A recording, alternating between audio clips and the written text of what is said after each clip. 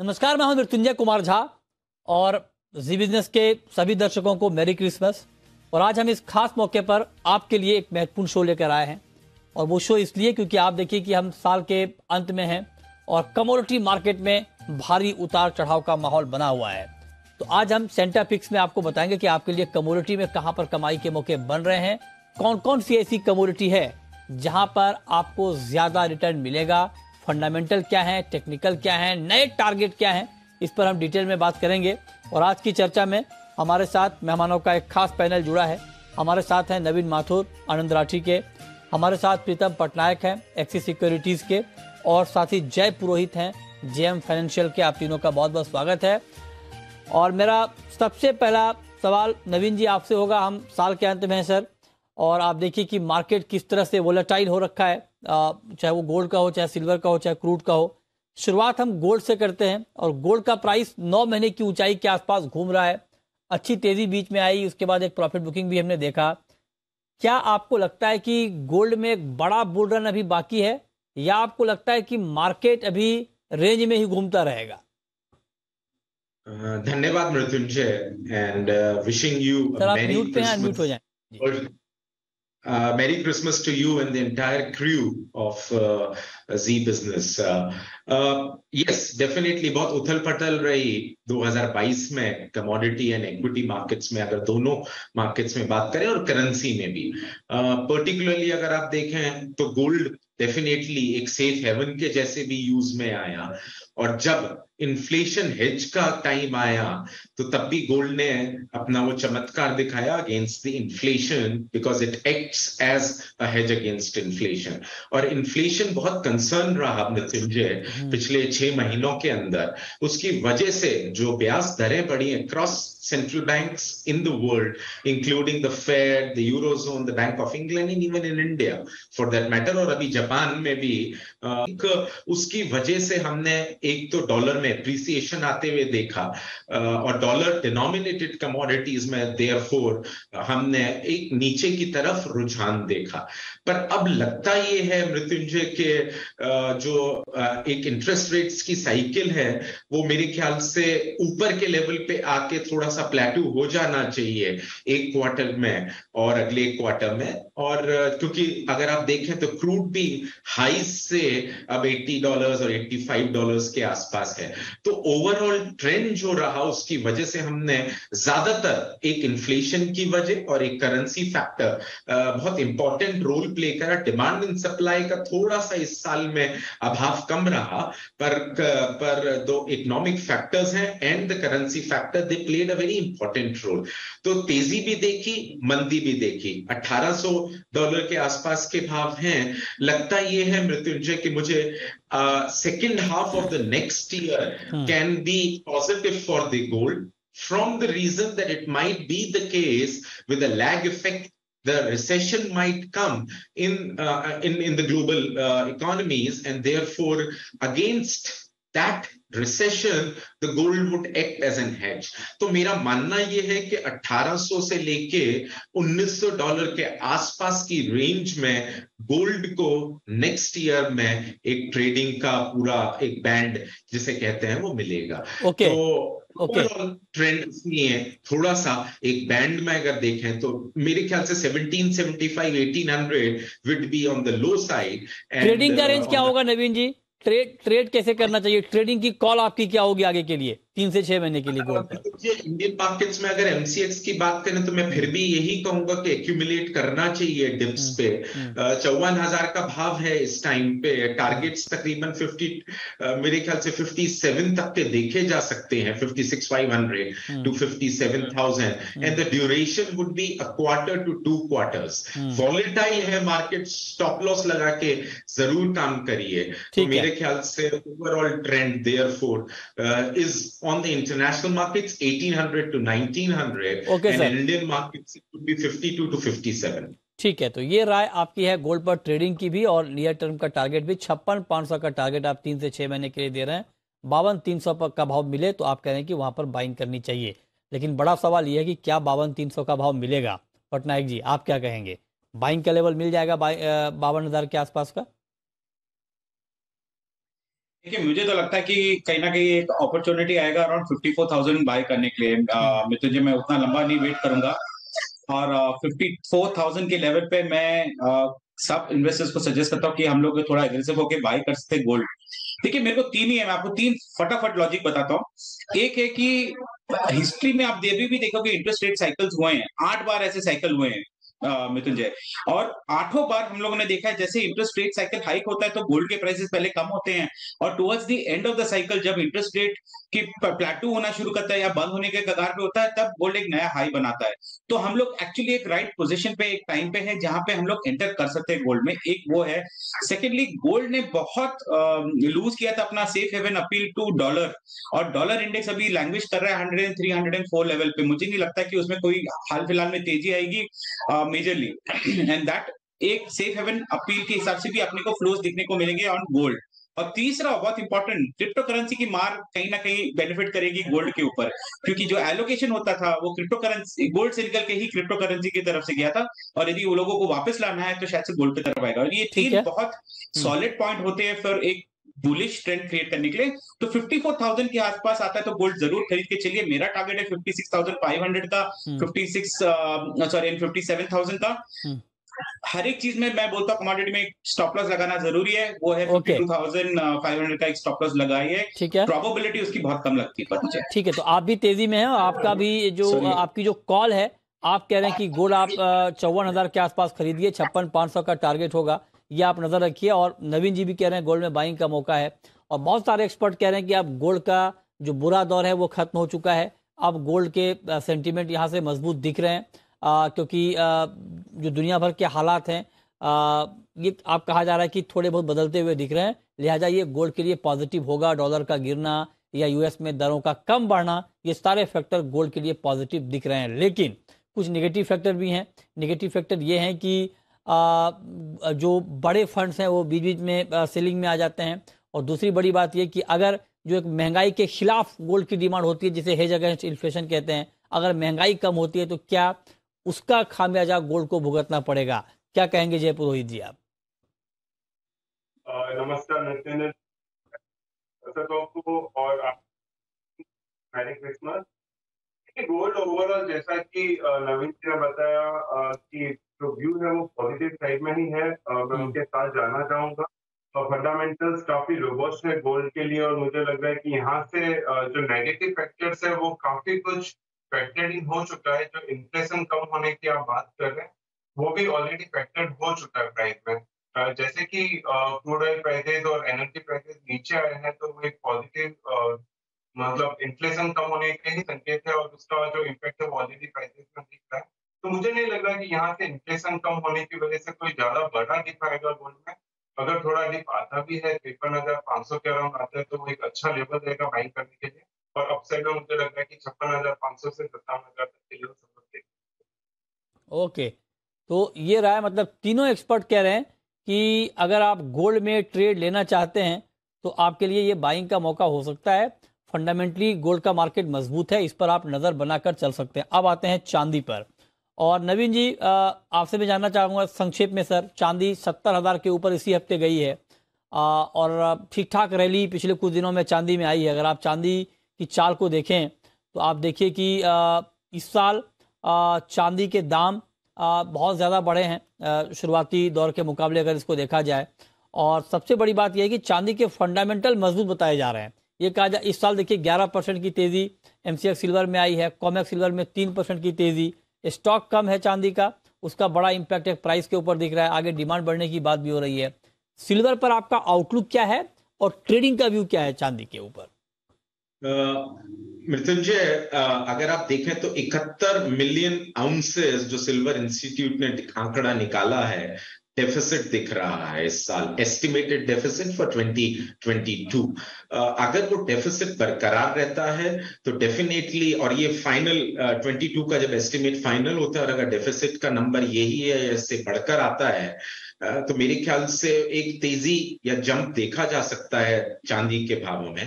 पर हमें ये भी ध्यान रखना पड़ेगा मृत्युंजय के जो चांदी है वो एक इंडस्ट्रियल मेटल की तरह भी यूज होती है। तकरीबन 55 से 60% जो चांदी का डिमांड है वो इंडस्ट्रियल मेटल के तरफ जाता है।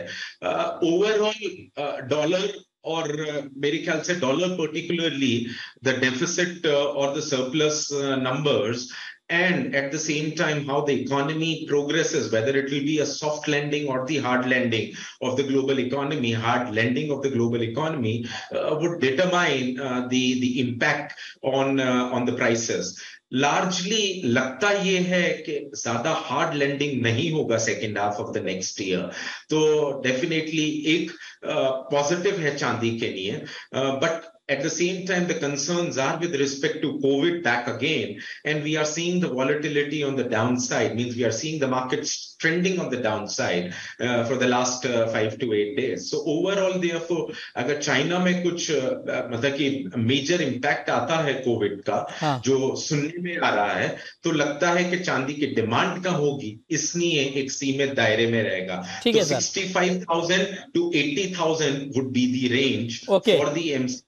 Accumulate on dips would be the strategy. ठीक है, तो ये राय आपकी चांदी पर हो गई है। 3 से 6 महीने का टारगेट आपका 85,000 तक ऊपर में है, 78,000 85,000 के रेंज में आप कह रहे हैं कि चांदी का प्राइस होगा, और 63,000 के आसपास अगर आपको दिखता है तो आप बाइंग कर सकते हैं। पुरोहित जी, आपको भी लगता है कि चांदी में मौजूदा भाव के आसपास बाइंग का अच्छा मौका बन रहा है?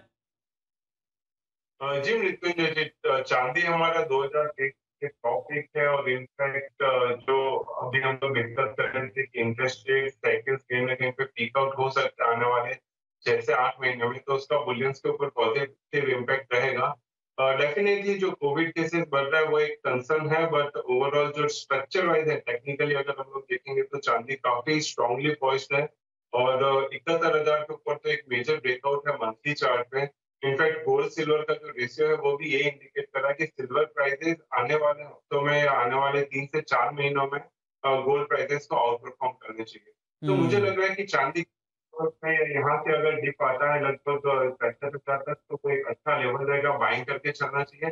अपसाइड में 85,000 ठीक है, ओके। पटनायक जी, बिल्कुल संक्षेप में आप एग्री करते हैं नवीन जी से, पुरोहित जी से? आपको भी लगता है चांदी में अच्छा रिटर्न आगे मिल सकता है? बिल्कुल, मेरे को लगता है मृत्युंजय, मेरे को लगता है यदि चांदी 67,000 के आसपास आती है या 68,000 के नीचे भी जाती है, एक बार लेके चल सकते हैं, क्योंकि टारगेट तो मुझे इमीडिएट 71,000 भी दिखता है, और उसके बाद 72-73,000 आने में कोई देरी नहीं लगेगी उसमें। ठीक है, तो ये राय आपकी हो गई चांदी पर, इस पर आप नजर रखिए। 64,000 का टारगेट, तीनों एक्सपर्ट एक ही पिच पर हैं, सबका ये मानना है कि सोने और चांदी में आगे तेजी बढ़ेगी। अब जरा संक्षेप में नवीन जी, मैं आपसे पूछना चाहता हूं सर, क्रूड को लेकर के। क्रूड का मार्केट आप देखिए बहुत ज्यादा वोलेटाइल रहा है इस साल, $139, कहाँ 80 के नीचे, इतना ज्यादा उठापटक हमने मार्केट में देखा है। अब यहाँ से क्योंकि क्रूड में एक तो ये कहा जा रहा है कि रूस का एक्सपोर्ट थोड़ा कम हो सकता है, रूस पर कैप लगा है, प्राइस कैप लगा है, इंपोर्ट पर भी, एक्सपोर्ट पर भी पाबंदी लगी है। डिमांड को लेकर अभी ऊपर नीचे वाली खबरें हैं, चाइना का कंसर्न सामने है। कच्चे तेल का आउटलुक आप क्या देख रहे हैं? मृत्युंजय, अगर आप देखें तो WTI ने ईयर टू डेट, मतलब कि अभी जब पिछले साल 1 जनवरी से इस साल तक अभी तक तकरीबन 14% के पॉजिटिव रिटर्न्स दिए हैं WTI ने। ब्रेंट ने तकरीबन 12.60 पॉजिटिव, and MCX पे अराउंड 15.5 to 16% पॉजिटिव। लार्जली क्योंकि डॉलर एप्रिशिएट हुआ, रुपी डेप्रिशिएट हुआ, तो रुपी डेप्रिसिएशन की वजह से हमने इंडियन मार्केट्स में पर्टिकुलरली MCX में तकरीबन 16% तक के देखे हैं। अगर आप देखें जून में WTI, the highest was $123 a barrel. $125 a barrel was Brent, and MCX touched in June 9,635। आज की डेट अगर आप जैसे देख रहे हैं मार्केट्स को, तो ब्रेंट तकरीबन $83 के आसपास है, and WTI also is around $76-77। I think in this particular scenario, I would like to wait for some time to make a view for myself for the next year, because I think after the Christmas holidays and post this COVID stuff, people would know the economy would be.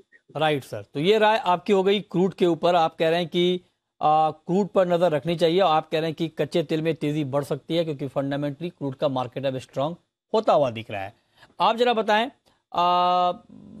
प्रीतम जी कि crude में जो हमने trend बहुत ज्यादा volatile देखा है, अब अगर ट्रेड करना हो तो क्या करंट मार्केट प्राइस के आसपास मार्केट फेवरेबल है ट्रेडिंग के लिहाज से, या आपको लगता है कि 6000 के आसपास का भाव मिले तभी एंट्री लेनी चाहिए पोजिशनल ट्रेडर को? नहीं, तो मेरे हिसाब से आई थिंक ये थोड़े higher end of the range में मुझे लगता है। इंटरनेशनल प्राइसेस में बात करूं तो $70 का एक बहुत स्ट्रॉन्ग सपोर्ट लेवल है, और रेजिस्टेंस मेरे को लगता है $80-84 के आसपास का है।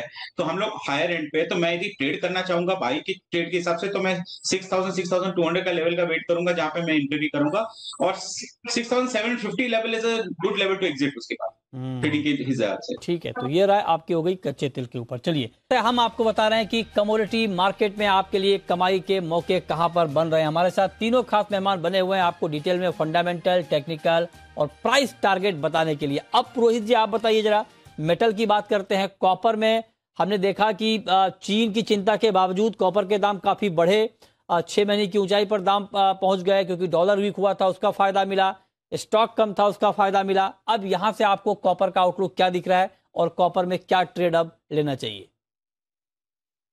देखिए, ओवरऑल अगर देखेंगे तो अभी भी फंडामेंटल्स कॉपर के प्राइस के फेवर में ही है। साउथ अमेरिका के कुछ कंट्रीज में अभी भी जो इश्यूज चल रहे हैं उसकी वजह से सप्लाई कम ही रहेगा, और साथ ही साथ अगर देखेंगे तो कॉपर ग्रीन एनर्जी के लिए भी एक काफी इंपॉर्टेंट कंपोनेंट है। टेक्निकली आउट परफॉर्मेंस जबरदस्त ऑलरेडी देखने के लिए मिला है, तो मुझे लग रहा है ये आउट परफॉर्मेंस और रहेगा, और कॉपर में आने वाले 3 से 4 महीने में हम लोग 800 तक के लेवल्स भी देख सकते हैं। तो थोड़ा डीप अगर आता है 680 670 के अराउंड, तो वहां पे बाइंग करके चलना चाहिए। 620 का पोजिशनल बेसिस पे स्टॉप लॉस रहेगा, और अपसाइड में 800 प्लस के टारगेट। नवीन जी आप सहमत हैं? आपको भी लगता है कि बेशक अभी चीन की चिंता सामने हो कोविड की वजह से, लेकिन कॉपर के जो सेंटीमेंट हैं वो मजबूत हैं, और जैसे ही थोड़ा बहुत मौका मिलेगा कॉपर को ये देखने का कि अब डिमांड बढ़ रही है, मार्केट बहुत तेजी से ऊपर जाएगा? क्या करें कॉपर में, आपको क्या लगता है? पॉजिटिव है मृत्युंजय कॉपर के लिए। इंडस्ट्रियल मेटल ओवरऑल के बारे में तो नहीं कह सकता, पर लेकिन हाँ पर्टिकुलरली कॉपर को लेकर थोड़ा डेफिसिट का सिनेरियो भी रहेगा 2022 में। कैरी ओवर स्टॉक्स जो हैं, particularly world inventories on the copper has been quite deficit for quite a long time. तो मेरा मानना ये है कि थोड़ी सी तेजी बनी रहेगी, पर बहुत हद तक डिपेंडेंट रहेगा कि कैसा रहता है global growth next year, and particularly China में किस तरह से इकोनॉमी पैन आउट होती है। मतलब कि अगर आप पीछे के टाइम हिस्ट्री को देखें तो जब भी इन्वर्टेड यील्ड्स हुई हैं उसके बाद हमने एक रिसेशन देखा है। तो ये अगर रिसेशन सॉफ्ट होता है तब इंडस्ट्रियल मेटल्स में कोई प्रॉब्लम नहीं है, पर अगर थोड़ा सा हार्ड होगा तो हो सकता है कि पूरे इंडस्ट्रियल मेटल पैक में नेगेटिव हो। पर डिप्स पे बाय करना चाहिए 650 के आसपास, 675 के आसपास। अगर अभी आप देखें तो भाव तकरीबन 710 715 के आसपास चल रहे हैं। टारगेट जो है वो 820 का लगाएं, और स्टॉप लॉस जो है वो तकरीबन 600 या 605 के आसपास का लगा के चले। थोड़ा टफ है नीचे इतने स्तरों पर आना, but that is where the strong support is there around 650 to 675। Okay, तो आपका 3 से 6 महीने का टारगेट 820 रुपए का है, और आप कह रहे हैं कि 650 675 के रेंज में दिखे तो आप बाइंग करें, और आपको 820 का टारगेट दिख सकता है। पटनायक जी आप भी सहमत हैं पुरोहित जी से, नवीन जी से? आपको भी लगता है कि कॉपर में कोई रिस्क नहीं है, और अगर मार्केट थोड़ा भी नीचे आ जाए तो आपके लिए ना सिर्फ शॉर्ट टर्म के लिए बल्कि मीडियम टू लॉन्ग टर्म के लिए भी बाइंग का एक अच्छा मौका बनेगा? क्या कहेंगे आप? देखिए, मेरा ये मानना है कि थोड़ा न्यूज फ्लोज कोविड के चलते और रिसेशन के चलते थोड़ा नेगेटिव रहेगा। एंड आप देखिए पूरे मेटल पैक्स में कॉपर ही एक मेटल है जिसमें इतना ज्यादा कुछ इम्पैक्ट नहीं था, बट फिर भी करेक्शन आया है, बट उस सिवियरिटी पे नहीं आया जितना हमने बाकी मेटल्स में बहुत देखा हुआ है। मैं तो थोड़ा कॉन्ट्रेरियन हूं उनके व्यू से। मेरे को लगता है कि हम लोग कॉपर यदि 720 के लेवल पे आता है तो एक बार बेच के चल सकते हैं। स्टॉप लॉस लगाइए 750 का, पर टारगेट प्राइस रहेगा 670 का। ये मैंने इस पीरियड में बोला। और एक बार 650 और 670 के लेवल पे आता है तो वहां से वापस अगेन हम लोग लॉन्ग करके चल सकते हैं। But in the near term मुझे लगता है न्यूज़ फ्लो थोड़ा नेगेटिव रहेगा, मार्केट भी आपने देखा है थोड़ा वीक है, एंड उसका इम्पैक्ट कहीं न कहीं कॉपर प्राइसेस पे ज़रूर आएगा। तो अच्छा, ओके, तो ये आप कह रहे हैं कि बेचें, ओहो अच्छा, तो उन दोनों की राय मतलब बाइंग की है, आप कह रहे हैं कि बिक वाली, तो सर बीच का रास्ता क्या निकाला जाए ताकि दर्शक हमारे कंफ्यूज ना हो? बताइए बीच का रास्ता पटनायक। ये है कि 670 के आसपास खरीद के चलना चाहिए मेरे हिसाब से। तो बीच का रास्ता ये भी तो हो सकता है कि अभी बेच दें। वो भी है, बिल्कुल। अच्छा, दोनों है, ठीक है। मतलब 670 आने के बाद आप भी बुलिश हैं, मतलब उसके बाद आपको लगता है कि हाँ तेजी रहेगी, राइट? ओके, तो ठीक है, हालांकि दो लोग कह रहे हैं बाइंग में और पटनायक जी कह रहे हैं कि आप 670 के टारगेट के लिए बेच सकते हैं।